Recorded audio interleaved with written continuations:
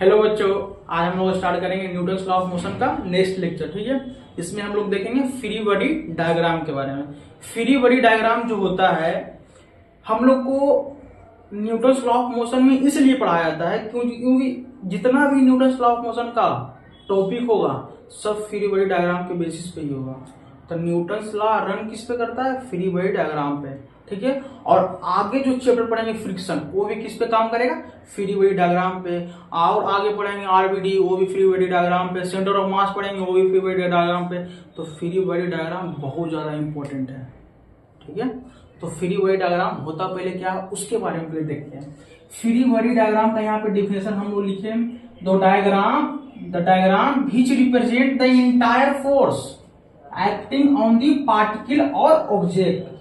मतलब कोई पार्टिकल है, ठीक है, सपोज कोई पार्टिकल यहाँ पे रखा हुआ है, ठीक, तो इस पार्टिकल पे जितना भी फोर्स लग रहा है उसको अगर डायग्राम से रिप्रेजेंट करते हैं तो उसे क्या कहेंगे? फ्री बॉडी डायग्राम कहेंगे। ठीक है, ये चीज क्लियर है। सपोज दैट ए ऑब्जेक्ट है, क्या है? ऑब्जेक्ट है।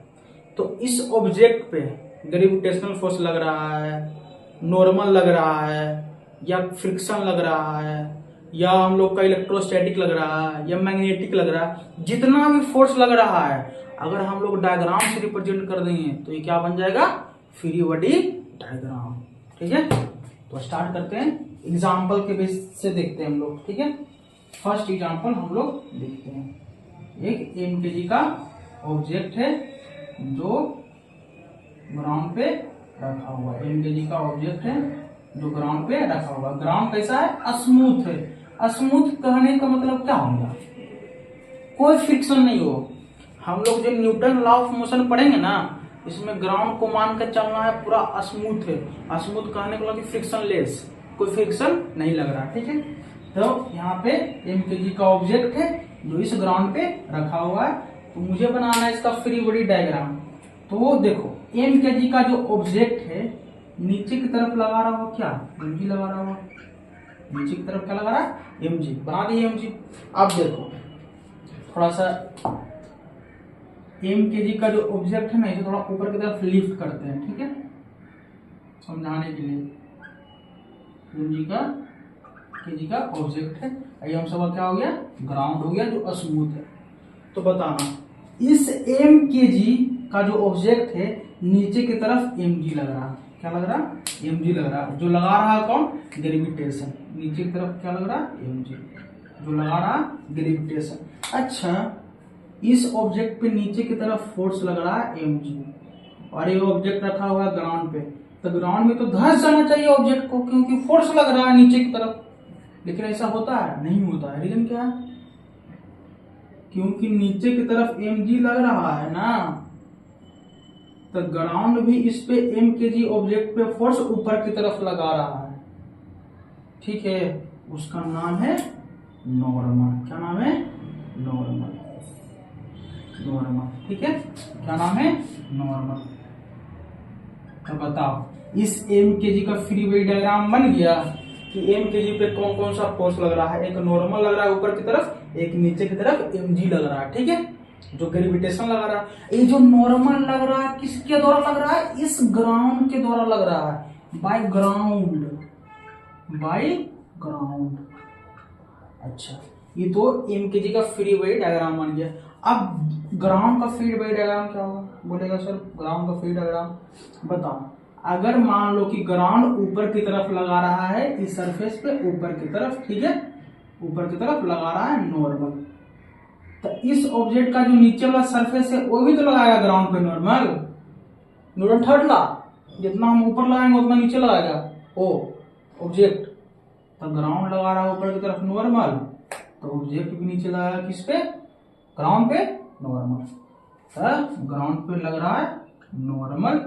ठीक है, किसके द्वारा लग रहा है? Bye mkg। mkg लगा रहा है नीचे की तरफ, किस पे? ग्राउंड पे। क्योंकि ग्राउंड ऊपर लगाया तो mkg नीचे लगा दिया। ठीक है, दूसरा एग्जांपल हम लोग देखते हैं।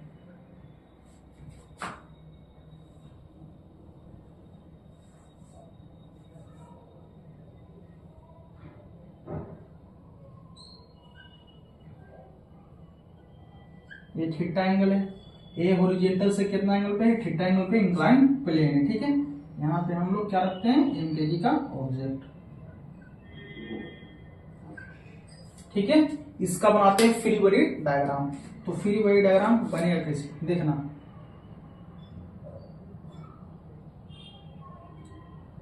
यहाँ पे एक लाइन ड्रॉ कर दें, हॉरिजॉन्टल इस प्लेन का और वर्टिकल इस प्लेन का, ठीक है। तो बताओ यहाँ पे mg लग रहा है नीचे की तरफ इस mkg ऑब्जेक्ट पे। आप बनाते हैं फ्री बॉडी डायग्राम, तो बताना थोड़ा सा ऑब्जेक्ट को ऊपर की तरफ लिफ्ट करना पड़ेगा ना, थोड़ा ऊपर की तरफ क्या करना पड़ेगा, लिफ्ट करना पड़ेगा इस mkg ऑब्जेक्ट को, ठीक है। ये एंगल थीटा है जो हॉरिजॉन्टल से बना रहा, तो mkg ऑब्जेक्ट को थोड़ा सा ऊपर की तरफ क्या कर दिए, लिफ्ट कर दिए, ठीक है। अब बताओ इस mkg ऑब्जेक्ट पे क्या लग रहा, नीचे की तरफ mg लग रहा, नीचे की तरफ mg लग रहा। अच्छा, ये जो सरफेस है, इंक्लाइन प्लेन का जो सरफेस है, इस ऑब्जेक्ट के सरफेस पे कांटेक्ट में है, तो ये जो इंक्लाइन प्लेन के अंदर तो ऑब्जेक्ट धंस नहीं रहा, यानी कि ये ऊपर की तरफ से वो लगाएगा फोर्स, वो जो होगा नॉर्मल। तो यहाँ पे एक नॉर्मल लगेगा, वो कौन लगाएगा नॉर्मल, वो लगाएगा ग्राउंड बाई इंक्लाइंड प्लेन बोल सकते हैं यहाँ पे, by inclined plane, inclined plane, inclined plane लगाएगा, ठीक है। अच्छा, इस इंक्लाइंड प्लेन पे भी तो लगेगा नीचे की तरफ, नीचे की तरफ, नीचे की तरफ एक फोर्स लगेगा, वो कौन लगाएगा, वो इस mkg ऑब्जेक्ट लगाएगा नीचे की तरफ। न्यूटन थर्ड लॉ, अगर इंक्लाइंड प्लेन लगा रहा है ऊपर परपेंडिकुलरली, तो mkg भी नीचे लगाएगा परपेंडिकुलरली। तो ये किसके द्वारा लग रहा है, नॉर्मल फोर्स बाई mkg, ठीक है। ये था, और भी हम लोग कुछ एग्जाम्पल लेके समझते हैं, तो ऐसे इरेज करने दो।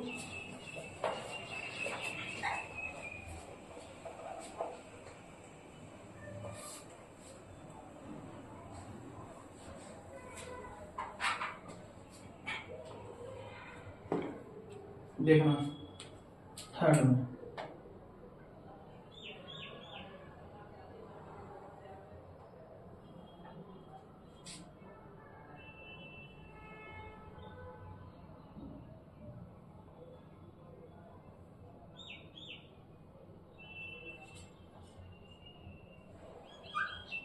ये इंक्लाइंड प्लेन है जो हॉरिजॉन्टल से कितना पे है, थीटा पे है, ठीक है।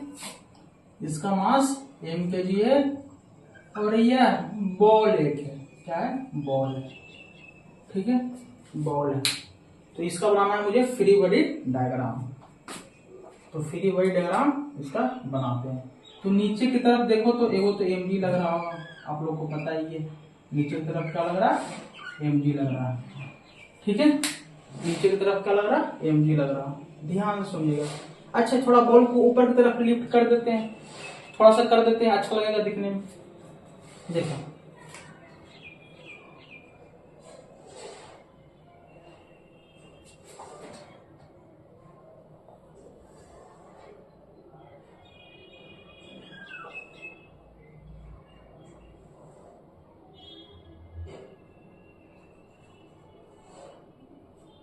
इस प्रकार से बना दिए, ठीक है।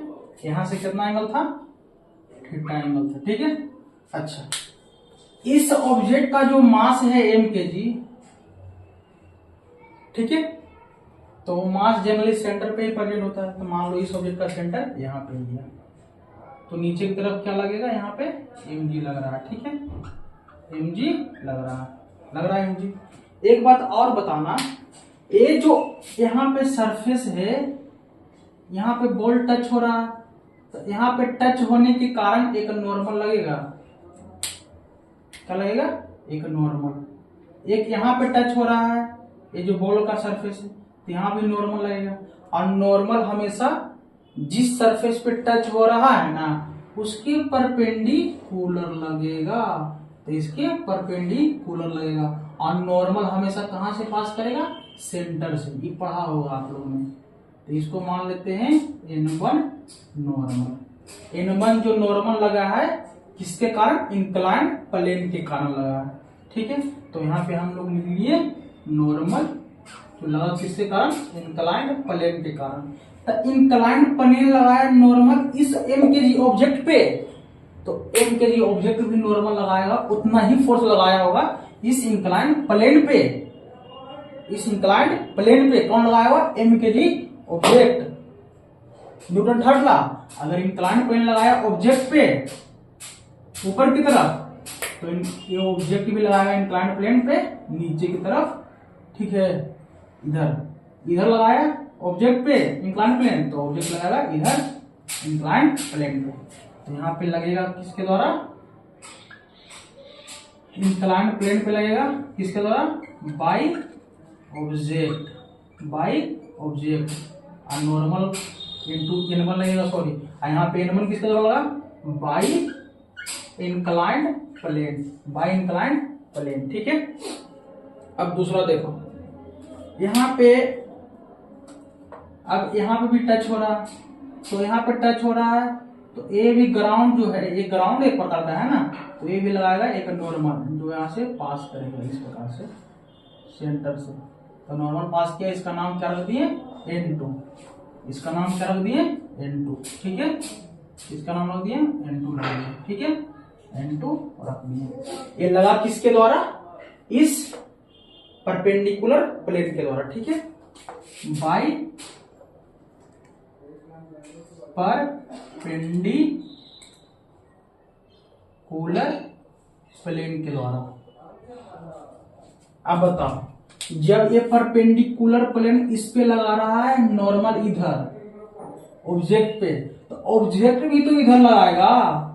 अगर ये लगाया इधर N2, तो ऑब्जेक्ट भी तो लगाएगा किधर? N2 भी लगाएगा किस पे? इस परपेंडिकुलर प्लेन पे।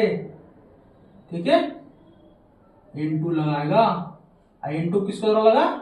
By object. ठीक है, बाई ऑब्जेक्ट। ये हो गया फ्री बॉडी डायग्राम। कुछ चीजें और बताना जो बहुत ज्यादा इंपॉर्टेंट है, बहुत इंपॉर्टेंट है। देखना, यहां से हम लोग एक ड्रॉ करते हैं वर्टिकल प्लेन। ठीक है, यहां से ड्रॉ करते हैं एक हॉरिजॉन्टल प्लेन। ठीक है, ये भी वर्टिकली, ये थोड़ा एक्सप्लेन कर दिया। ठीक है, अगर ए थीटा है, क्या है? ए थीटा है, तो बताना ये कितना होगा? 90 माइनस थीटा, क्योंकि ये 90 है। ए थीटा है, ए 90 है, तो ये कितना हो जाएगा? 90 माइनस थीटा। इसमें बात करिए 90 माइनस थीटा, तो ये तो परपेंडिकुलर हो गया ना हॉरिजॉन्टल के, ये वाला वर्टिकली, तो ये 90 माइनस थीटा है, तो ये वाला कितना होगा? थीटा। अच्छा, ये तो परपेंडिकुलर है, ये थीटा हो गया, तो ये कितना हो जाएगा? 90 माइनस थीटा। ये कितना हो जाएगा? 90 माइनस थीटा। तो ए भी तो इस हॉरिजॉन्टल के ये परपेंडिकुलर ही है, तो ये 90 माइनस थीटा, तो ये कितना हो जाएगा? थीटा। जब ए थीटा, तो वर्टिकली अपोजिट सी ए भी कितना हो जाएगा? थीटा। एक बात ध्यान में आया, यहाँ पे जो हॉरिजॉन्टल से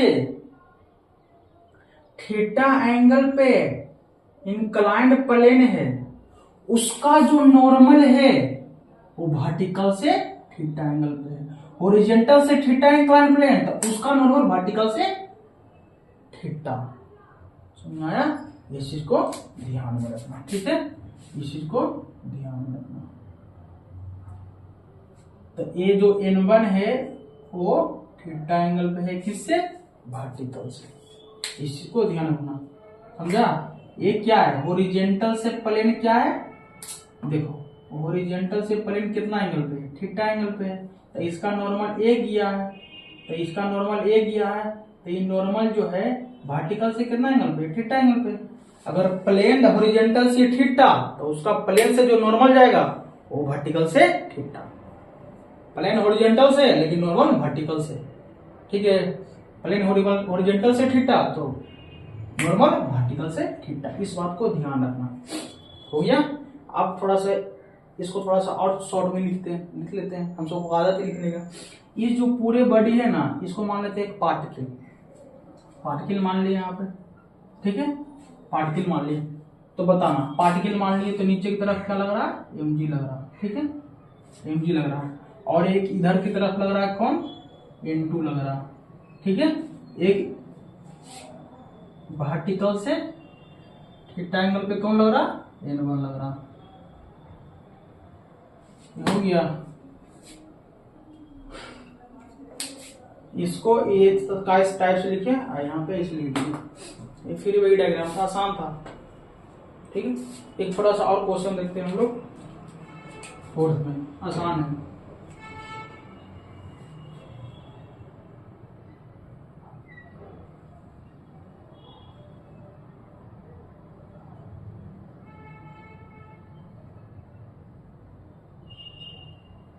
ठीक है, यहां से जो है अल्फा एंगल बना रहा, ये बना रहा है प्लेन बीटा एंगल, ठीक है। ये जो है कैपिटल MKG का ऑब्जेक्ट है, और इसको मान लेते हैं ये बॉडी है, ये भी क्या है, बॉडी है, तो ध्यान देना। बॉल मानो ये ऑब्जेक्ट मानो, बात से मेरा ने तो ऑब्जेक्ट है, क्या बार बार नाम लिखेगा, बॉल जरूरी थोड़ी है बॉडी इसको मानना, कुछ और मान सकते हो, फुटबॉल मान सकते हो। देखो इस MKG का एक ऑब्जेक्ट है कैपिटल M का, जो एक इंक्लाइन प्लेन है, एक इंक्लाइन प्लेन है, बीच में इसे फंसा दिया गया है, ठीक है। ऐसे ऐसे दो इंक्लाइन प्लेन है, बीच में लाके डाल दिया, इस प्रकार से रखा होगा। तो बताना इसका इस सेंटर है, तो नीचे की तरफ तो वो mg लगेगा, आप लोग को पता ही है, ग्रेविटेशन लगाएगा नीचे की तरफ mg लगाएगा, ठीक है। नीचे की तरफ ग्रेविटेशन का लगाया mg, ठीक है। और एक नॉर्मल फोर्स इस इंक्लाइन प्लेन से लगेगा, क्योंकि यहाँ पे कांटेक्ट में है, यहाँ से जो नॉर्मल कहां से पास करेगा, सेंटर से, इसका नाम रखते हैं N1। एक नॉर्मल यहाँ से जो है पास करेगा किससे, सेंटर से, इसका नाम रख देते हैं N2, ठीक है। N2 नाम रखते हैं, ठीक है, N2 नाम रखते हैं। एक हॉरिजॉन्टल ड्रॉ करते हैं, एक वर्टिकल ड्रॉ करते हैं। अच्छा, ये जो प्लेन है हॉरिजॉन्टल से कितना एंगल पे, अल्फा एंगल पे, तो इस प्लेन का जो नॉर्मल होगा, नॉर्मल ए है, वो वर्टिकल से कितना एंगल बनाएगा, अल्फा एंगल बनाएगा, सीधा बात। अच्छा, इस प्लेन को देखिए तो ये हॉरिजॉन्टल से कितना एंगल पे है, बीटा एंगल पे, तो इस प्लेन से जो नॉर्मल ड्रा हुआ वो वर्टिकल से कितना एंगल पे हो जाएगा, बीटा एंगल पे, सीधी सी बात है, और तो कुछ है नहीं। अब पूरे ऑब्जेक्ट को एक पॉइंट मास मान लो, एक पार्टिकल मान लो, तो पार्टिकल पे नीचे की तरफ क्या लग रहा है, mg लग रहा है, सॉरी कैपिटल M है ना, कैपिटल M है, कैपिटल M है, ठीक है। एक नॉर्मल लग रहा है यहां से इधर N1, एक नॉर्मल लग रहा है इधर से N2, दिख रहा है, इधर लग रहा है N1 जो वर्टिकल से कितना एंगल पे है, बीटा एंगल पे, इधर लग रहा है N2 जो वर्टिकल से कितना एंगल पे है, अल्फा एंगल पे। बन गया फिर डायग्राम, कैपिटी बन गया, क्लियर से बात हो गया ना। अब चलते हैं नेक्स्ट एग्जांपल पे, फिफ्थ देखते हैं। सब बेसिक आइडिया ले, बाकी सब यूज करेंगे हम लोग आगे, अभी तो सब क्वेश्चन बनाएंगे, तो सिर्फ एक वीडियो ही सीख रहे हैं। देखना फिफ्थ पे आ गए हम लोग।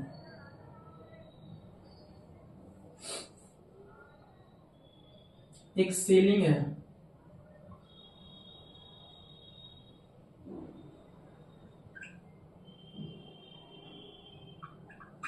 स्पेलिंग देखना सेलिंग का, ठीक है। ये स्ट्रिंग है हम लोग का, क्या है, स्ट्रिंग है। यहाँ पे MKG ऑब्जेक्ट का मास जो है लटका हुआ है, ठीक है, इंच। इसका बनाना है मुझे फ्री बॉडी डायग्राम। देखो ये सेलिंग है, यहाँ पे रस्सी बांध दी है, और यहाँ पे नीचे में MKG का ऑब्जेक्ट है। मुझे फ्री बॉडी डायग्राम बनाना है किसका, रस्सी का। तो देखते हैं कैसे बनता है, बताना। नीचे की तरफ एक mg लग रहा होगा, MKG ऑब्जेक्ट पे लग रहा होगा ना, नीचे की तरफ कौन लगा रहा है, ग्रेविटेशन। अच्छा, मुझे बनाना है किसका फ्री बॉडी डायग्राम, स्ट्रिंग का। स्ट्रिंग का बनाना है क्या, फ्री बॉडी डायग्राम। तो बताना बाबू, बताना एक बात, ये स्ट्रिंग है, मान लेते हैं स्ट्रिंग का जो मास होता होगा m डैश, ठीक है, m डैश। अच्छा, इस m के जी जो ऑब्जेक्ट है नीचे की तरफ लग रहा है mg, क्या लग रहा है mg, तो m के जी का ऑब्जेक्ट किससे बना हुआ है, रस्सी से बना हुआ, किससे बना हुआ है, रस्सी से बना हुआ है। तो रस्सी में टेंशन आ गया नीचे की तरफ, तो रस्सी में टेंशन आ गया नीचे की तरफ, उसको क्या मान लेते हैं, टी मान लेते हैं, क्या मानते हैं, टी मानते हैं, कैपिटल टी मान लेते हैं, ठीक है। रस्सी में टेंशन आ गया, इस एम के जी के कारण रस्सी टाइट हो गया। जब रस्सी टाइट होगा तभी टेंशन आता है, जब रस्सी टाइट होगा ना तो नीचे आ गया टेंशन, और जब नीचे टेंशन आ गया तो उसको मान लेते हैं टी। इस एम के जी को ही टी मान लिया जनरली, ठीक है। तो नीचे एम जी लग रहा है यानी कि टी लग रहा है रस्सी में टेंशन।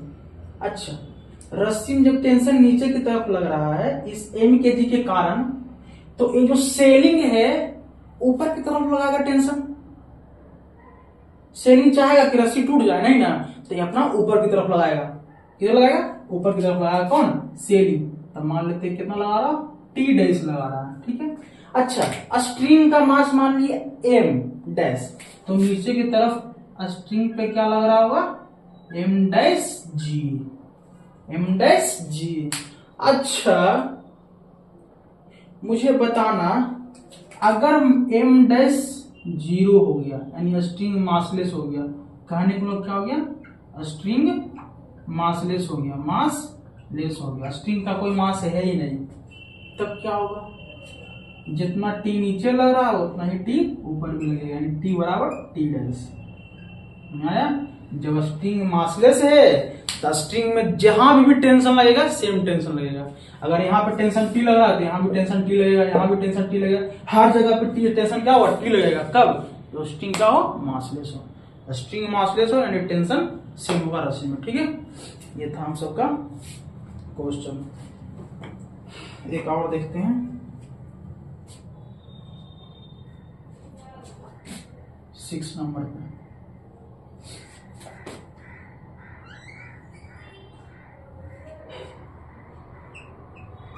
एक थीटा एंगल है, ठीक है। यहाँ पे एक बॉल है, दीवार, यहाँ पे एम के जी का ऑब्जेक्ट रखा गया, ठीक है।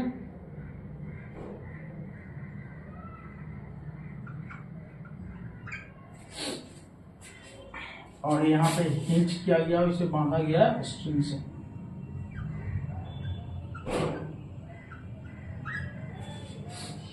ठीक है, स्ट्रिंग से बांधा गया।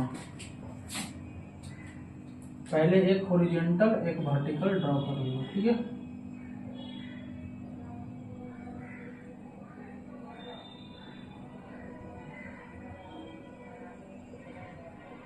ड्रॉ कर लिए हम लोग। अच्छा, इस एम के जी ऑब्जेक्ट पे नीचे की तरफ क्या लग रहा होगा, एक एम जी लग रहा होगा ग्रेविटेशन के कारण। अच्छा, इस एम के जी ऑब्जेक्ट पे हम लोग फ्री बॉडी डायग्राम किसका बना रहे हैं, एम के जी का, ठीक है। एम जी के जी पे कौन कौन सा फोर्स लग रहा है वो सिर्फ देखेंगे, ठीक है। ये ग्राउंड पे कितना लग रहा है वो नहीं देखेंगे, सिर्फ एम के जी पे कौन कौन सा फोर्स लग रहा है वो देखेंगे हम लोग, ठीक है। तो ये हम लोग देखेंगे, ठीक है, ये हम लोग देखेंगे, ठीक है।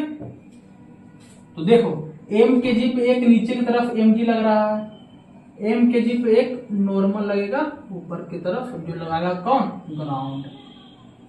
ये परपेंडिकुलर होगा किस पे, इस इंक्लाइंड प्लेन पे, ठीक है। अच्छा, इंक्लाइंड प्लेन हॉरिजॉन्टल से कितना एंगल पे है, थीटा पे। तो इस इंक्लाइंड प्लेन से जो नॉर्मल जाएगा वो वर्टिकल से कितना एंगल पे हो जाएगा, थीटा पे। सीधा से बात हो गया, ठीक है। अब बताओ, ए थीटा तो वर्टिकली अपोजिट, यहां से देखो तो थोड़ा सा इसे ड्रॉ करते हैं नीचे की तरफ। अगर एक थीटा तो वर्टिकली अपोजिट ये भी क्या हो जाएगा, थीटा ही हो जाएगा, ठीक है। क्या हो जाएगा, थीटा ही हो जाएगा, ठीक है, थीटा ही हो जाएगा। तब बताओ ये क्या हो गया, थीटा ही हो गया, ठीक है। अब बताना ये जो mg है दो कंपोनेंट में टूटेगा, कौन कौन सा दो कंपोनेंट में टूटेगा, एक टूटेगा इधर mg cos थीटा, एक टूटेगा इधर mg sin थीटा, कितना टूटेगा mg sin थीटा, ठीक है mg sin थीटा। अब बताना नीचे लग रहा है इस ऑब्जेक्ट पे, इधर लग रहा है mg cos थीटा, ऊपर लग रहा है नॉर्मल n, नॉर्मल n लग रहा है जो ग्राउंड लगा रहा है, mg लग रहा है नीचे जो किसके कारण लग रहा है, ग्रेविटेशन के द्वारा लग रहा है इस n के जी ऑब्जेक्ट पे। बताना ये जो mg sin थीटा है इस ब्लॉक को क्या चाहेगा, नीचे की तरफ खींचना, इस ऑब्जेक्ट को क्या चाहेगा, नीचे की तरफ खींचना, लेकिन जैसे ही नीचे की तरफ आना चाहेगा रस्सी टाइट हो जाएगा, ये रस्सी में क्या चलेगा, टेंशन चलेगा, क्या चलेगा, टेंशन, रस्सी में क्या चलेगा, टेंशन, रस्सी तो आना नहीं चाहेगा तो रस्सी में टेंशन चलाएगा, तो ब्लॉक नीचे आना चाहेगा तो रस्सी में टेंशन ऊपर लगेगा, ठीक है, ठीक है, रस्सी में टेंशन कितना लगेगा, ऊपर लगेगा, तो रस्सी सेम है, अच्छा रस्सी में टेंशन ऊपर की तरफ लगेगा, अच्छा जब रस्सी ऊपर आना चाहेगा तो इसका कारण टेंशन नीचे की तरफ लगेगा, ठीक है, नीचे की तरफ लगेगा, तो mg नीचे लगेगा तो टेंशन ऊपर की तरफ लग जाएगा, इस चीज को ध्यान में रखना, ठीक है। तो ये ब्लॉक पे इतना फोर्स लग रहा है, तो इसका इस ब्लॉक को मान लेते हैं क्या, एक पॉइंट मास मान लेते हैं, एक पार्टिकल मान लेते हैं जो नीचे की तरफ इस पे लग रहा है फोर्स mg, एक हॉरिजॉन्टल ड्रा करते हैं, एक वर्टिकली ड्रॉ करते हैं, ठीक है। एक इधर लग रहा है नॉर्मल थीटा एंगल पे नॉर्मल लग रहा है, एक टेंशन लग रहा है यहां से T। अच्छा बताओ, बताना एक चीज, ये थीटा तो भाई ये भी क्या हो जाएगा, थीटा थीटा ही हो जाएगा, क्योंकि ये दोनों पैरेलल रहते हैं, ये थीटा तो ये भी कितना हो जाएगा, थीटा, तो हॉरिजॉन्टल से जो टेंशन है कितना एंगल पे होगा, थीटा एंगल पे ही हो जाएगा। ये हम सबका बन गया फ्री बॉडी डायग्राम हो गया, ठीक है। एक और देखेंगे हम लोग, इसे थोड़ा मिटाना पड़ेगा, इरेज करना पड़ेगा।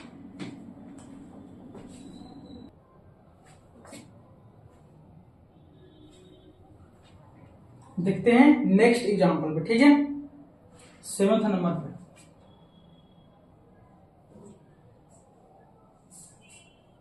ये एक पुल्ली है, क्या है, पुल्ली, पुल्ली समझते हैं,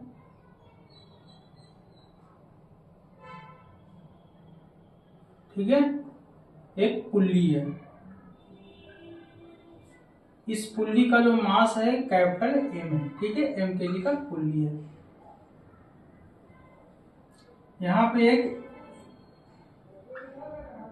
M2 kg का ऑब्जेक्ट यहाँ पे लटका दिए, फिर इसके ऊपर से पुल्ली के ऊपर से रस्सी है, फिर यहाँ पे M1 kg का ऑब्जेक्ट को लटका दिए, ठीक है, M1 kg का ऑब्जेक्ट को यहाँ पे लटका दिए, ठीक है, ये पुल्ली है और ये क्या है हम लोग का स्ट्रिंग है, क्या है, स्ट्रिंग, सॉरी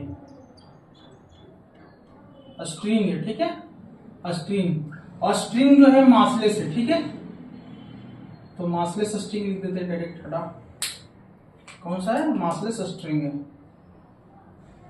मासलेस स्ट्रिंग है, ठीक है, स्ट्रिंग कैसा है, मासलेस है। बताना बाबू, बताना इस जो M kg ऑब्जेक्ट है इस पे नीचे की तरफ क्या लग रहा होगा, M1g, किसके द्वारा लग रहा होगा, ग्रेविटेशन के द्वारा M1g, तो जब M1g नीचे की तरफ लग रहा होगा तो रस्सी को क्या करेगा, नीचे की तरफ खींचेगा, कौन, M kg object, M1 kg क्या करेगा, रस्सी को नीचे की तरफ खींचेगा ना, अगर M1g पे mg नीचे की तरफ लग रहा है, M1 kg पे ऑब्जेक्ट पे M1g नीचे की तरफ लग रहा है, तो M1 kg ऑब्जेक्ट जो है रस्सी को नीचे की तरफ खींचेगा, क्योंकि नीचे की तरफ फोर्स लग रहा है, तो रस्सी को जब नीचे की तरफ खींचेगा ना तो रस्सी में टेंशन लगेगा ऊपर की तरफ, किधर लगेगा, ऊपर की तरफ, मान लेते हैं टेंशन T, ठीक है। अच्छा फिर यहां से ऐसे चलेंगे ऊपर, यहां पे क्या होगा, पुल्ली को रस्सी नीचे की तरफ खींचेगा, पुल्ली को देखता है थोड़ा टाइटली खींचेगा नीचे की तरफ, नीचे की तरफ खींचना चाहेगा कौन, रस्सी, तो रस्सी में टेंशन किधर लगेगा, नीचे की तरफ, ठीक है। तो जो टेंशन यहाँ पे लग रहा है वही टेंशन यहाँ पे भी लगेगा। अगर यहाँ टेंशन 100 न्यूटन लग रहा है तो यहाँ पे टेंशन 100 न्यूटन ही लगेगा, क्योंकि स्ट्रिंग कैसा है, मासलेस। और जब मासलेस स्ट्रिंग है तो स्ट्रिंग में हर जगह पे क्या लगेगा, टेंशन सेम लगेगा, ठीक है, टेंशन सेम लगेगा। अब देखो यहाँ पे क्या होगा, m2 kg पे नीचे की तरफ लगेगा ग्रेविटेशनल फोर्स। तो m2 kg जो है ये स्ट्रिंग को क्या चाहेगा, नीचे की तरफ खींचना, लेकिन स्ट्रिंग क्या चाहेगा, हम ना खिंचाएंगे नहीं, स्ट्रिंग ऊपर लगाएगा क्या, टेंशन। अच्छा यहाँ पे आ जाओ, पुल्ली को स्ट्रिंग चाहेगा नीचे की तरफ खींचना, तो स्ट्रिंग चाहेगा ना, स्ट्रिंग किधर चाह रहा है फोर्स लगाना, नीचे की तरफ, और टेंशन लगा देगा नीचे की तरफ, ठीक है। अब बताओ, बोलेगा सर यहाँ पे भी टेंशन टी, यहाँ भी टेंशन टी, यहाँ भी टेंशन टी, यहाँ पे टेंशन टी, हर जगह पे तो सेम ही टेंशन लिखे हैं। बाबू एक कॉन्सेप्ट याद रखना है, बहुत बड़ा बात है, अगर रस्सी सेम है ना तो हर जगह टेंशन भी सेम होगा, याद रखना। रस्सी सेम तो हर जगह टेंशन सेम, 100 100 100 100 100, रस्सी एक ही है ना, देखो यही रस्सी है ना, इसे बांध के यहाँ रखा गया है, तो रस्सी सेम तो टेंशन सेम। अगर स्ट्रिंग सेम, याद रखना, स्ट्रिंग सेम तो टेंशन सेम, ठीक है, क्या होगा, टेंशन सेम होगा। ये बन गया इसका फ्री बॉडी डायग्राम। एक चीज और देखते हैं यहाँ पे,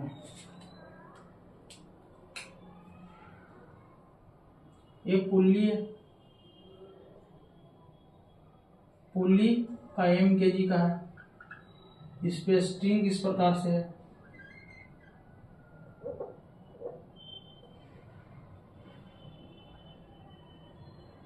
इस पे स्ट्रिंग इस प्रकार से है,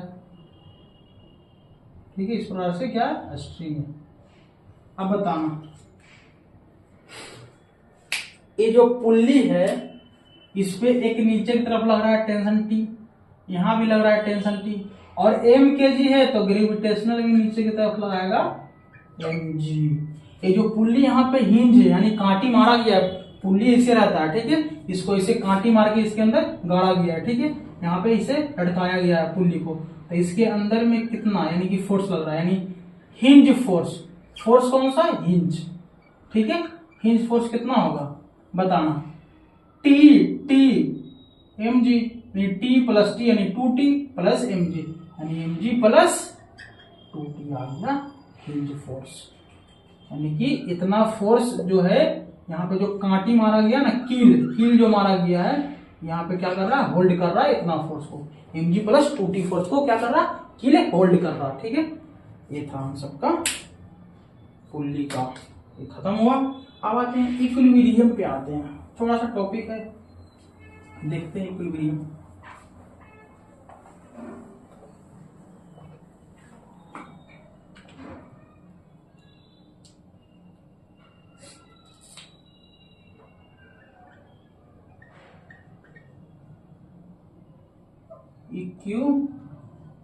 इक्विलिब्रियम, इक्विलिब्रियम जहां पे बोल दिया ना, क्या बोल दिया, इक्विलिब्रियम, ठीक है। इक्विलिब्रियम जहां पे बोल दिया वहां पे एक चीज समझना है कि फोर्स जीरो है।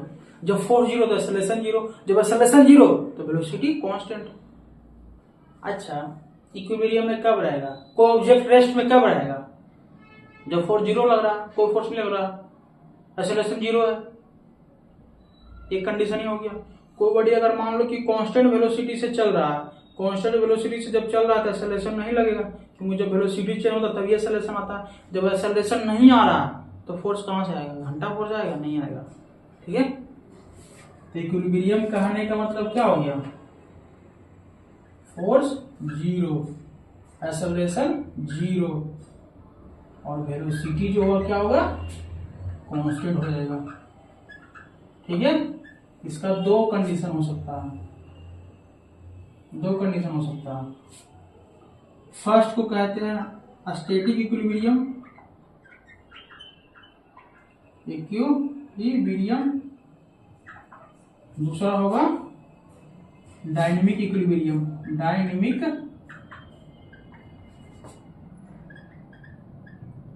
इक्विलिब्रियम,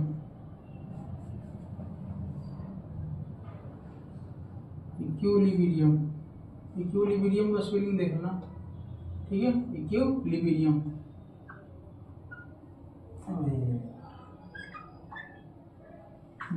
ठीक है। अब देखो स्टैटिक इक्विलिब्रियम में क्या होगा, स्टैटिक इक्विलिब्रियम कहने का मतलब velocity zero, that means velocity constant. अच्छा, जब किसी ऑब्जेक्ट का वेलोसिटी जीरो हो गया तो वेलोसिटी तो कांस्टेंट हो गया ना, यानी कि ऑब्जेक्ट किस में रहेगा, रेस्ट में रहेगा। दूसरा बात, डायनेमिक में क्या होगा, एक्सेलरेशन जीरो होगा। क्या जीरो होगा, एक्सेलरेशन जीरो होगा। इसमें भी एक्सेलरेशन जीरो होगा, ऐसा बात नहीं है, लेकिन यहाँ पे वेलोसिटी भी कांस्टेंट होगा।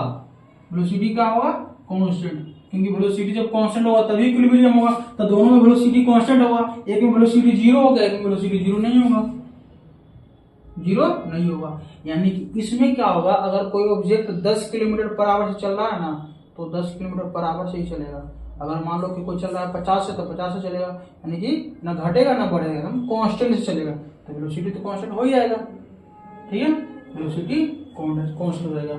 तो इस टाइम में क्या रहेगा, रेस्ट में नहीं, मोशन में रहेगा। तो डायनामिक इक्विलिब्रियम यानी कि ऑब्जेक्ट मोशन में है, static equilibrium means object rest में है, ठीक है। इसे मिटाते हैं, बस इतना ध्यान रखना। थोड़ा सा हम सब और कुछ देखते हैं जो बहुत इंपॉर्टेंट है, सीखेंगे हम लोग। अभी तो बेसिक बेसिक चीजें सीखना है हम लोग को।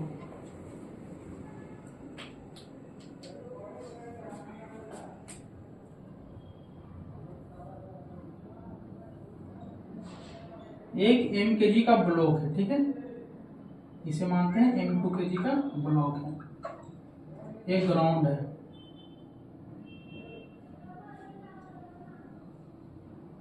स्मूथ है, ठीक है। इस पे एक m1 kg का ब्लॉक रख दिया गया, ब्लॉक यानी ऑब्जेक्ट है।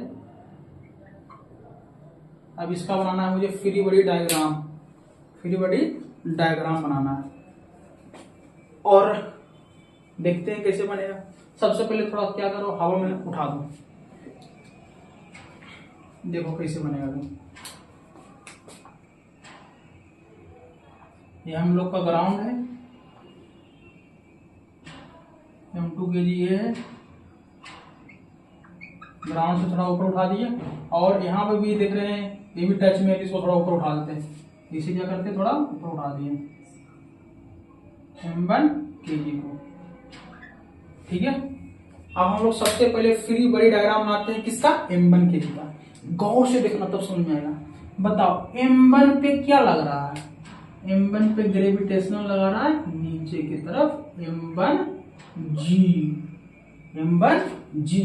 लगा रहा है, कौन, ग्रेविटेशन। अच्छा, m1g और m2g यहाँ पे दोनों कांटेक्ट में है, कांटेक्ट में, और m1 इस m2 के अंदर धस भी नहीं रहा है। धस नहीं रहने का मतलब क्या हो गया, यानी कि अगर m1g नीचे की तरफ लगा रहा है फोर्स, m1g लगा रहा है कौन, m1 kg, m1 ऑब्जेक्ट नीचे की तरफ लगा रहा है m1g, यानी कि जब धस नहीं रहा है m2 में, यानी m2 का जो सरफेस है ऊपर की तरफ लगा रहा है, उसको कहते हैं नॉर्मल। क्या कहते हैं, नॉर्मल। तो इसको बनते हैं n1। n1 किसके द्वारा लगा रहा है, बाई m2, किसके द्वारा, बाई m2 का सरफेस। अच्छा, जब m2 लगाएगा ऊपर की तरफ, तो m1 भी तो लगाएगा इसका सरफेस नीचे की तरफ, क्योंकि ये भी तो कांटेक्ट में है। तो यहाँ पे लग जाएगा कौन, n1 लगा रहा है, जितना ऊपर लगाया m2 उतना ही m1 लगाएगा m2 पे। न्यूटन थर्ड लॉ, हम तुमको लगाए n1 तो तुम भी हमको लगाएगा n1, हम तुमको लगाया n2 तो तुम भी हमको लगाया क्या, n2 ही लगाएगा। ये कौन है, न्यूटन थर्ड लॉ। तो ये n1 किसके द्वारा लग रहा है, m1 बाई n1, किस पे लग रहा है, m2 पे, ठीक है। तो बताना n1 बराबर क्या हो गया, ये तो इक्विलिब्रियम में हो गया, ये तो ऑब्जेक्ट रेस्ट में है, तो जितना ऊपर लग रहा है उतना ही नीचे लग रहा होगा तभी। तो n1 बराबर क्या हो गया, m1g, जितना ऊपर लग रहा है उतना ही नीचे भी लग रहा है, ठीक है। अब एक बात और ध्यान देना, अब आते हैं m2 पे। m2 पे देखियो बाबू क्या हो रहा है, नीचे की तरफ लगेगा m2g ग्रेविटेशन लगाएगा, लेकिन M2 जो है इस ग्राउंड पे रखा हुआ है, ठीक है, तो ग्राउंड के अंदर धस नहीं रहा है। तो क्यों नहीं धस रहा?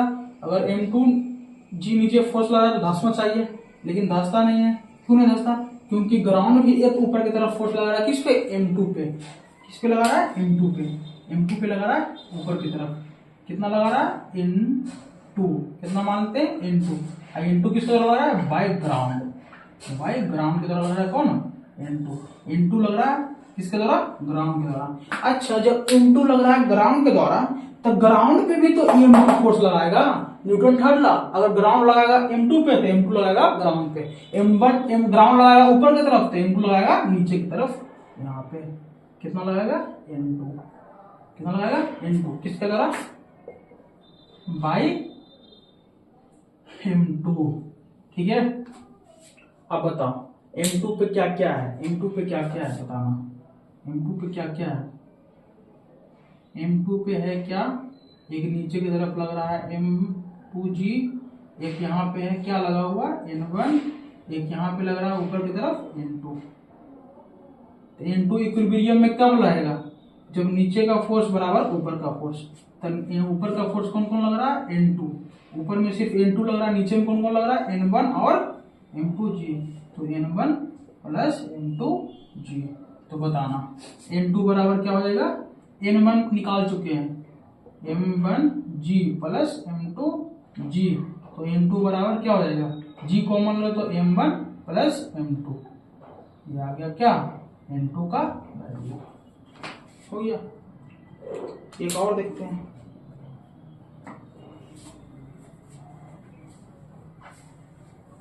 इसे मिटाते हैं।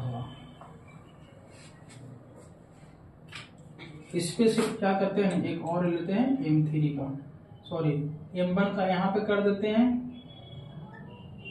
यहाँ M2 कर देते हैं, यहाँ पे M3 कर देते हैं। ठीक है, इसका फ्री बॉडी डायग्राम आना है। सबसे आसान, सबको हवा में लिफ्ट कर दो तो ग्राउंड है।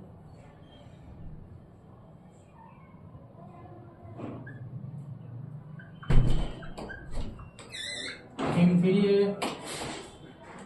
यहाँ पे आ गया क्या? M2 आ गया, यहाँ पे क्या आ गया? M1 आ गया। ठीक है, ये क्या आ गया? M1 आ गया। ठीक है, ये आ गया क्या? M1 आ गया। तो एक बात और ध्यान देना, जब M2 वहां पे है, M1 है और M3 को क्या कर दिए? हवा में क्या कर दिए? इसे लिफ्ट कर दिए। ठीक है, उठा दिए। तो अब इसका निकालना क्या? Free body diagram. तो सबसे पहले फ्री बॉडी डायग्राम आएंगे हम लोग M1 का। तो बताना M1 पे क्या क्या लग रहा है? M1 पे लग रहा है नीचे की तरफ एक M1G। क्या लग रहा है? M1G, जो लगा रहा है ग्रेविटेशन। हो गया। M1 और M2 का भी सरफेस कांटेक्ट में है, तो M1 पे नीचे की तरफ लग रहा है M1G और M1 रखा हुआ है M2 पे। तो M2 के अंदर तो M1 को धंस जाना चाहिए, लेकिन धंसता नहीं है। इसका रीजन क्या है? यानी कि M2 भी ऊपर की तरफ लगा रहा है। किस पे? उसको बोलते हैं कौन? नॉर्मल। मान लेते हैं N1 किसके द्वारा? By M2। अच्छा, जब M2 लगाएगा M1 पे तो M1 इस चीज आप देखते रहेगा। अगर तुमको कोई पीटेगा तो तुम देखेगा खाली उठा करके, तुम भी रिएक्शन देगा ना। तो M2 लगाया M1 पे N1, तो M1 भी लगाएगा M2 पे N1। वो लगाया ऊपर की तरफ, ये लगाएगा नीचे की तरफ। Direction opposite, Newton third law. तो यहाँ पे लग गया क्या? N1 किसके द्वारा? By M1। ठीक है, अब बताओ M1 इक्विलिब्रियम में कब रहेगा? इक्विलिब्रियम में रहने का मतलब क्या होगा? लेफ्ट का फोर्स बराबर राइट का फोर्स, ऊपर का फोर्स बराबर नीचे का फोर्स, बस। तो यहाँ पे लेफ्ट में फोर्स नहीं लग रहा है ना, राइट में फोर्स लग रहा है ऊपर में और नीचे में। तो ऊपर का फोर्स बराबर नीचे का फोर्स कर देंगे तो अपने आप किस में आ जाएगा? इक्विलिब्रियम में। कौन? M1। तो M1 यानी कि ये वाला बराबर ए वाला, यानी कि क्या हो गया? M1 बराबर क्या हो गया? M2 सॉरी यहाँ पे लिख देते हैं, m1 बराबर क्या हो गया, m1g, m1 बराबर हो गया m1g।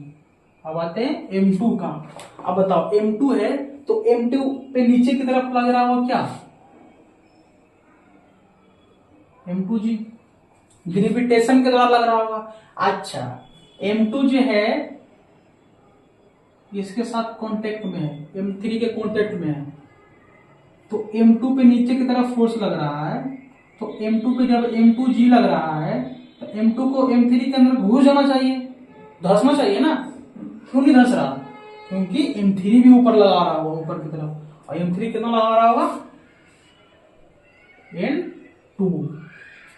तो जब m2 पे m3 लगा रहा है n2, तो m2 भी तो लगाएगा m3 पे, कितना, उतना ही, कितना, m2 लगाएगा बाई m2, यहां पे किसके दौरान होगा, बाई m3। ठीक है। अब बताना इक्विलिब्रियम में करना है और m2 पे कोई फोर्स लग रहा है, नहीं लग रहा, तो m2 के इक्विलिब्रियम में करना है। कब इक्विलिब्रियम होगा, लेफ्ट का फोर्स बराबर राइट का फोर्स, तो m2 पे ना लेफ्ट में लग रहा है ना राइट में लग रहा है, यानी ऊपर का फोर्स बराबर नीचे का फोर्स। तो ऊपर का फोर्स ए वाला है, एक ए वाला है, सॉरी ऊपर का फोर्स ए है और नीचे का फोर्स एक ए वाला है, नीचे की तरफ एक ए लग रहा है। ठीक है, तो लिख देते हैं, कब होगा,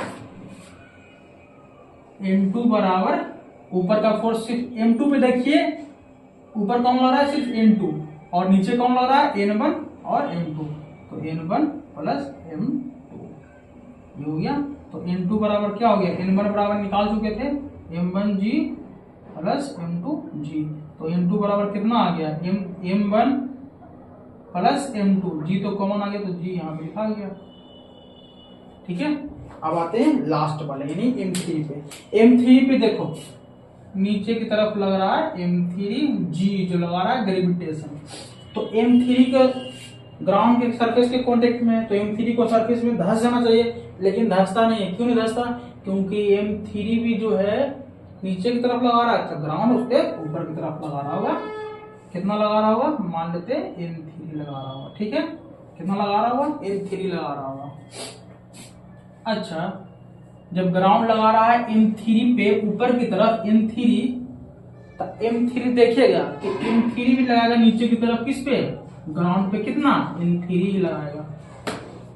तो बताओ m3 पे नेट फोर्स कौन कौन लग रहा है, m3 पे लग रहा है कौन कौन फोर्स, लेफ्ट में लग रहा है, नहीं लग रहा, राइट में नहीं लग रहा, नहीं ना, लेफ्ट राइट में नहीं लग रहा, तो m3 को इक्विलिब्रियम में करना है, तो ऊपर का फोर्स बराबर नीचे का फोर्स। तो ऊपर में कौन कौन सा फोर्स लग रहा है m3 पे, m3 पे तो एक ही वो फोर्स लग रहा है ऊपर की तरफ, और नीचे की तरफ एगो ए लग रहा है, नीचे की तरफ एगो ए लग रहा है। ये जो n2 लग रहा है किसके द्वारा, m2 के द्वारा। ठीक है, n2 m2 के द्वारा लग रहा था। ठीक है, तो कर देते हैं, यानी ऊपर में फोर्स कौन कौन लग रहा है m3 पे, m3 सिर्फ लग रहा है, नीचे में लग रहा है कौन कौन, m2, डायरेक्शन देखो नीचे की तरफ है ना, और नीचे क्या है, यहाँ पे क्या है, m3 है, तो n3 बराबर m2, सॉरी n2 कितना है, m1 प्लस m2 और साथ में g प्लस m3 और g, तो n3 बराबर क्या होगा, g कॉमन ले लो, तो m1 plus m2 plus m3, यहाँ आ गया, यहाँ पे g, ये हम सबका आ गया। इस प्रकार से फ्री बॉडी डायग्राम बनता है, तो आपको बनाना होगा। ठीक है, अभी और हम लोग देखते हैं। ठीक है,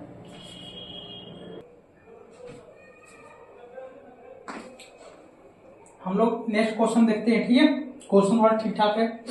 इसके पहले जो क्वेश्चन किए वो कौन था, स्टैटिक इक्विलिब्रियम, यानी कि ऑब्जेक्ट इक्विलिब्रियम में था, block m1 m2 m3 equilibrium में था, लेकिन मूव नहीं कर रहा था, वो रेस्ट में रखा हुआ था। ठीक है, एक दूसरे पे, ग्राउंड पे। ठीक है, अब बताओ यहाँ पे क्या है, एक बड़ा सा ऑब्जेक्ट है। ठीक है, ठीक है, बड़ा सा है, उसमें m1 रख दिए, सॉरी ए ऑब्जेक्ट रख, ए ब्लॉक रख दिए, बी ब्लॉक रख दिए, सी ब्लॉक रख दिए। ब्लॉक मतलब ऑब्जेक्ट ए बी और सी, ए पे बी है, बी पे ए है, सॉरी इससे सी कर दें, ए पे बी है, बी पे कौन है, सी है। ठीक है, बी पे सी है, और जो ए है ना, ए रेक्टेंगुलर ऑब्जेक्ट ए लेके जा रहा है ऊपर की तरफ कितना से 10 मीटर पर सेकंड से, और वो कांस्टेंट वेलोसिटी है।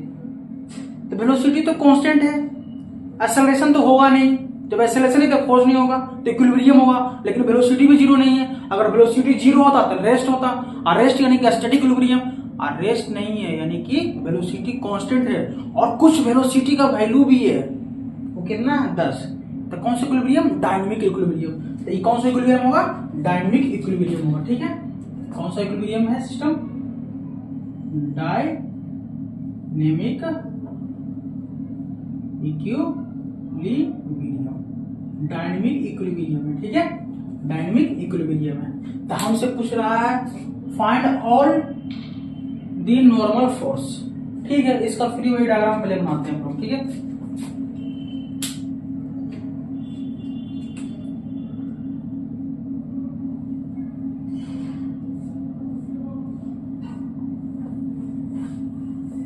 अच्छा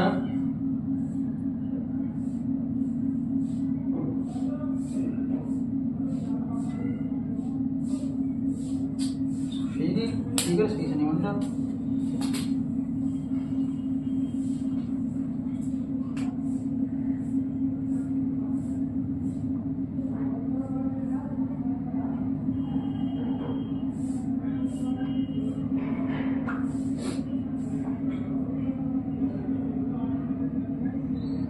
ये है 10 kg का, इसके ऊपर कौन है?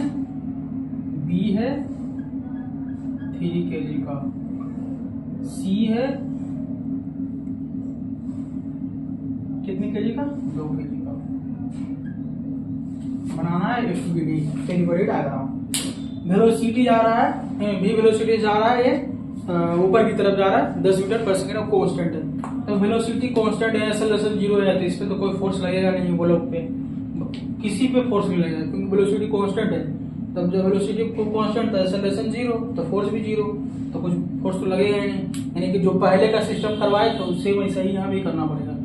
ठीक है, तो देखो सबसे पहले हम लोग चलते हैं ऊपर से। ठीक है, ऊपर देखो तो नीचे की तरफ कुछ लगेगा, mg लगेगा, तो mg देखना, सी ब्लॉक को हम लोग यहाँ लिखते हैं, सी ब्लॉक को हम यहाँ डायग्राम बनाते हैं इसका। ठीक है, सी वाले का, सी का पहले इक्विलिब्रियम निकालेंगे हम लोग, डायनामिक इक्विलिब्रियम। सी है इसका 2 kg। ठीक है, तो इस पे क्या लगेगा? नीचे की तरफ क्या लग रहा है? एक m1g, m1 मास कितना है? 2 है, g का वैल्यू 10, यानी कि 20 न्यूटन लग रहा है नीचे की तरफ। तो जब नीचे की तरफ लग रहा है 20 न्यूटन, कितना लग रहा है? 20 न्यूटन। ठीक है, 2 kg का ऑब्जेक्ट तो m3 में धसेगा नहीं, 2 kg का तो m3 में धस नहीं किया, यानी m3 भी लगा रहा हो ऊपर की तरफ कोई फोर्स, मान लेते हैं कौन सा? n1। कौन मान लेते हैं? n1। तो जब ये 3 kg का लगाएगा 2 kg पे n1, तो 2 kg वाला मुंह देखेगा, 2 kg वाला भी लगाएगा किस पे? इस पे लगाएगा क्या? n1 ही लगाएगा। ठीक है, ये किसके द्वारा लगा? बाई 3 kg, और 3 kg पे किसके द्वारा लगेगा? By 2 kg। ठीक है, 2 kg के द्वारा लग गया। ठीक है, अब बताना, तो इस पे एक नॉर्मल लग गया ऊपर की तरफ। ठीक है, अब बताओ 2 kg पे आपको फोर्स लग रहा है? नहीं लग रहा। इसके द्वारा तो फोर्स आएगा नहीं, इसके द्वारा तो कोई फोर्स आएगा नहीं, क्योंकि इस पे वेलोसिटी कांस्टेंट है, एक्सेलरेशन जीरो, फोर्स जीरो। तो अब देखो 2 kg पे एक ऊपर लग रहा है, किसके द्वारा? 3 kg के द्वारा, और एक नीचे लग रहा है ग्रेविटेशन के द्वारा। ना लेफ्ट में लग रहा है, सॉरी, ना लेफ्ट में लग रहा है ना राइट में लग रहा है। तो लेफ्ट का फोर्स बराबर राइट का फोर्स, या ऊपर का फोर्स बराबर नीचे का फोर्स। तो लेफ्ट में नहीं है, राइट में नहीं है, तो ऊपर का फोर्स बराबर नीचे का फोर्स। तभी आगे क्या होगा? एक इक्विलिब्रियम में होगा। कौन सा इक्विलिब्रियम? Dynamic equilibrium. तो n1 बराबर क्या हो जाएगा? n1 बराबर 20 न्यूटन, यानी n1 बराबर कितना होगा? 20 न्यूटन। n1 बराबर हो गया 20 न्यूटन फोर्स। ठीक है, 20 न्यूटन हो गया। अब आते हैं 3 kg पे। 3 kg पे देखना गौर से, थोड़ा ध्यान से सुनना। नीचे की तरफ क्या लग रहा होगा?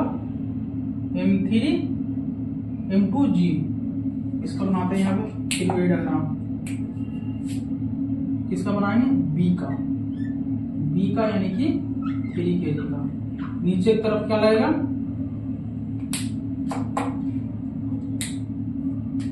नीचे की तरफ लगेगा क्या, m2g, यानी कि m2 कितना है 3 है, g का वैल्यू 10 यानी कि 30 न्यूटन।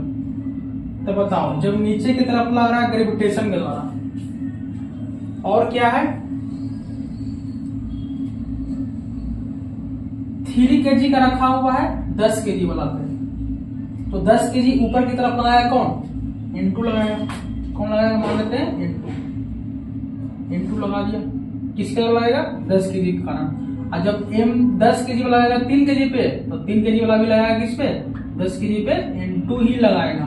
तो बताओ अब तो आपको फोर्स लग रहा है ना बी पे तो इतना ही फोर्स लग रहा है। कौन कौन लग रहा है, एक नीचे की तरफ लग रहा है n1, किसके द्वारा लग रहा है by 2 kg, sorry by 2 kg, और एक ऊपर की तरफ लग रहा है n2 बाई 10 kg, ठीक है बाई 10 kg। तो निकाल लेते हैं, लेफ्ट का फोर्स बराबर राइट का फोर्स इक्विलिब्रियम के लिए, तो लेफ्ट में भी नहीं है ना राइट में भी है, ऊपर का फोर्स बराबर नीचे का फोर्स, तो ऊपर में कौन कौन लग रहा है सिर्फ ए वाला लग रहा है, नीचे में लग रहा है एक ए वाला, नीचे का डायरेक्शन देख रहे हैं यहाँ पे नीचे का डायरेक्शन है, तो n2 बराबर क्या हो जाएगा हम सबका n1 प्लस m2g, यानी कि n2 बराबर n1 का वैल्यू 20, m2g का हम लोग की 30, यानी कि n2 बराबर आ गया 50 न्यूटन आ गया, देख रहे हैं 50 न्यूटन आ गया। अब निकालते हैं किसका 10 kg यानी कि ए का, तो ए पे देखिए तो ए का पहले बनाते हैं, अब अलग से इसका बनाते हैं डायग्राम, 10 kg है, ठीक है। तो ए पे क्या क्या लग रहा है, नीचे की तरफ लग रहा है m3g यानी कि 10 गुना 10 यानी कि 100 न्यूटन लग रहा है ग्रेविटेशन के कारण। अच्छा ए रखा हुआ है ग्राउंड पे, तो 10 kg का ऑब्जेक्ट रखा हुआ ग्राउंड पे और उस पर लग रहा है ग्रेविटेशन नीचे 100 न्यूटन, तो इस 10 kg वाले को तो ग्राउंड के अंदर धस जाना चाहिए, लेकिन धस नहीं रहा, यानी कि 100 न्यूटन ऊपर भी लगा रहा है कौन, सॉरी ऊपर भी लगा रहा है फोर्स कौन, ग्राउंड लगा रहा है, कौन लगा रहा है ग्राउंड। कितना लगा रहा होगा मान लेते हैं कितना n3 लगा रहा होगा, कितना लगा रहा होगा n3, तो n3 लग रहा है ऊपर की तरफ, कितना लग रहा है n3 लग रहा है ऊपर की तरफ, किसके लग रहा है बाई ग्राउंड, और यहाँ पे लग रहा है n2 भी लग रहा है, किसके द्वारा लग रहा है n2 लग रहा था 3 kg का बाई 3 kg। अच्छा एक ग्राउंड है, सपोज ग्राउंड है, सॉरी ये ग्राउंड है, तो ग्राउंड लगा रहा है ऊपर की तरफ n3 10 kg वाला पे, तो 10 kg भी तो लगाएगा ग्राउंड पे, 10 kg भी तो लगाएगा ग्राउंड पे नीचे की तरफ न्यूटन थर्ड ला।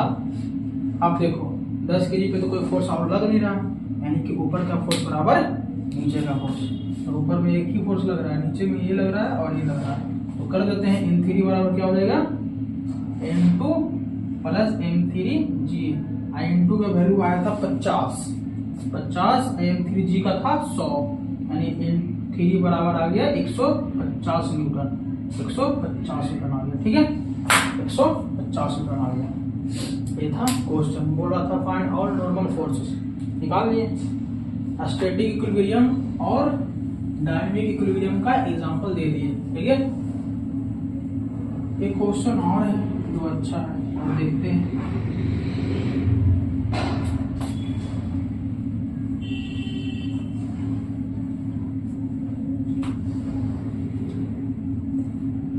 आपको एक चीज बताया था मैंने,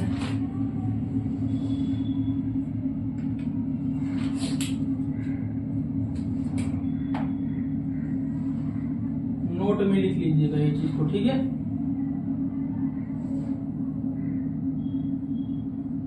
ये एंगल थीटा पे है, यहां से क्या है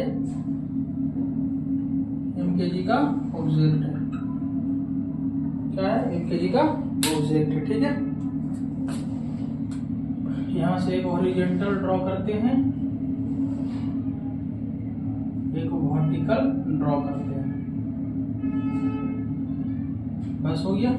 अच्छा mkg का ऑब्जेक्ट इस इंक्लाइन प्लेन पे रखा हुआ है, तो यहाँ पे क्या होगा mg लगेगा नीचे की तरफ ग्रेविटेशन के द्वारा, और इस एम के जी ऑब्जेक्ट पे एक नॉर्मल लगेगा इस इंक्लाइंड सरफेस के कारण, इधर लगेगा, नॉर्मल लगेगा ना। एक बात और बताया था, ए थीटा हॉरिजॉन्टल से इंक्लाइंड प्लेन अगर थीटा एंगल पे है, हॉरिजॉन्टल से इंक्लाइंड प्लेन अगर थीटा एंगल पे है, तो इंक्लाइंड प्लेन से जो नॉर्मल होगा ना वो वर्टिकल से कितना होगा, थीटा एंगल होगा। ये इंपॉर्टेंट बात है, इसे याद रखियो, समझा। ये था नोट में लिखने के लिए, ठीक है। अब एक क्वेश्चन देखते हैं जो हम लोग बनाएंगे, अच्छा सा क्वेश्चन।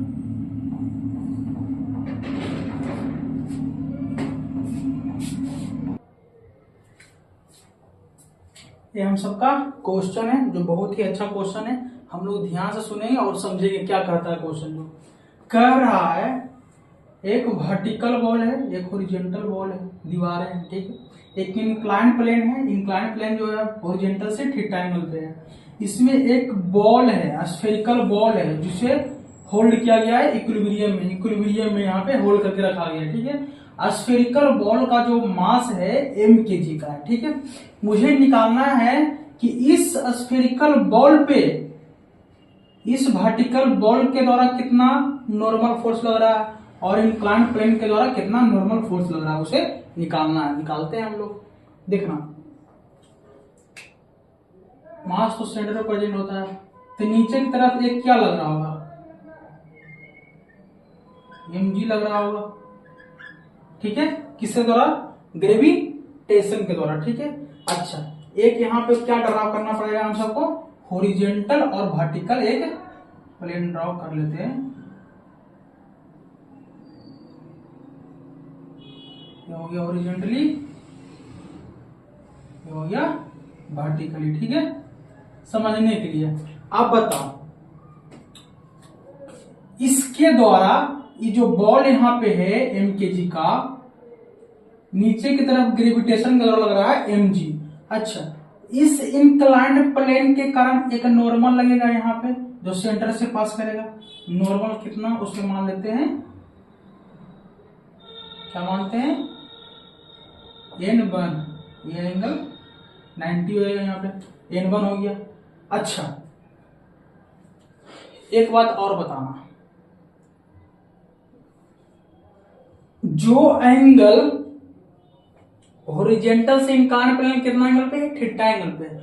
हॉरिजॉन्टल से इंक्लाइंड एंगल थीटा एंगल पे है, हॉरिजॉन्टल से इंक्लाइंड प्लेन कितना एंगल पे, थीटा पे है। तो इंक्लाइंड प्लेन से जो नॉर्मल जाएगा ना वो वर्टिकल से कितना बनाएगा, थीटा एंगल ही बनाएगा वर्टिकल से, बताए थे। अच्छा, हो गया।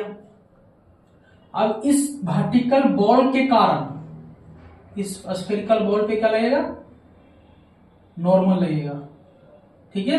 और नॉर्मल कहां से पास करेगा, सेंटर के पास करेगा, उसको नाम देगा n2, ठीक है। मुझे यही n1 और n2 का वैल्यू निकालना है, ठीक है। यही है, और तो कुछ है नहीं। अब क्या करते हैं हम लोग, लिखते हैं इसे, इस पूरे स्फेरिकल बॉल को मान लेते हैं एक स्मॉल पॉइंट, ठीक है। क्या मानते हैं, पॉइंट पार्टिकल। इस पूरे स्फेरिकल को मानते हैं एक पार्टिकल मानते हैं। तो ये पार्टिकल पे क्या लग रहा है, एक mg लग रहा है नीचे की तरफ। अच्छा, ये तो हॉरिजॉन्टली एक लग रहा है, इधर क्या लग रहा है, हॉरिजॉन्टली लग रहा है, कौन, n2 लग रहा है, कौन लग रहा है, n2 लग रहा है, n2 यहाँ पे इधर लग रहा है। एक देखो वर्टिकली से थीटा एंगल पे कौन लग रहा है, n1 लग रहा है, वर्टिकली से थीटा एंगल पे कौन लग रहा है, n1 लग रहा है। मुझे n1 और n2 का वैल्यू निकालना है, निकाल लेंगे, निकल जाएगा। यही n1 n2 निकालना है, फाइंड नॉर्मल। n1 जो नॉर्मल है किसके द्वारा है बाबू, इंक्लाइंड प्लेन के कारण। और n2 जो नॉर्मल है किसके कारण है, n2 नॉर्मल किसके कारण है, वर्टिकल बॉल के कारण। तो यही दोनों निकालना है। अब देखो, इसे थोड़ा सा एक्सपेंड कर सकते हैं ना। अच्छा, जब ये ब्रेक होगा तो इधर कितना आएगा, n1 कोस थीटा, इधर कितना आएगा, n1 साइन थीटा। अच्छा, ये जो बॉल है स्फेरिकल बॉल है इक्विलिब्रियम में है। इक्विलिब्रियम कहने का मतलब कि लेफ्ट का फोर्स बराबर राइट का फोर्स, ऊपर का फोर्स बराबर नीचे का फोर्स। तो कर लेते हैं, तो कितना आएगा हम सबका, यहाँ पे चलेगा क्या, N2 बराबर N1 साइन थीटा आ गया। और यहाँ पे देखते हैं N1 कोस थीटा बराबर mg, ठीक है। तो N1 बराबर क्या हो जाएगा, N1 बराबर हो जाएगा हम सबका mg बटा कोस थीटा। तो N1 बराबर क्या हो जाएगा हम सबका सेक थीटा mg। तो क्या लिख सकते हैं, इसे थोड़ा मिटाते हैं, N1 बराबर mg सेक थीटा। ये आ गया N1 का वैल्यू। अब देखो तो ऊपर का फोर्स बराबर नीचे का फोर्स करके N1 निकल गया, तो लेफ्ट का फोर्स बराबर राइट का फोर्स, यानी कि N2 बराबर क्या हो जाएगा N1 साइन थीटा। अब बताओ N2 बराबर N1 साइन थीटा, N1 कितना है mg सेक थीटा और साइन थीटा। अच्छा N2 बराबर क्या हो जाएगा mg सेक थीटा यानी कि 1 कोस थीटा और ऊपर में साइन थीटा। तो साइन थीटा बटा कोस थीटा क्या कहलाएगा tan थीटा। तो N2 बराबर क्या चलेगा mg tan थीटा। आ गया N1 और N2, यही सब तो निकालना था, यह सबका क्वेश्चन था। तो आज के लिए इतना ही, बाकी हम लोग मिलेंगे नेक्स्ट एपिसोड में नेक्स्ट टॉपिक के साथ और कुछ अच्छी अच्छी चीज सीखेंगे, जैसे लामिस थ्योरम। ये सब जितना भी हम सब किए ना इतना कैलकुलेशन उसमें करना नहीं पड़ता, डायरेक्ट लामिस थ्योरम यूज करो, डायरेक्ट आंसर आएगा।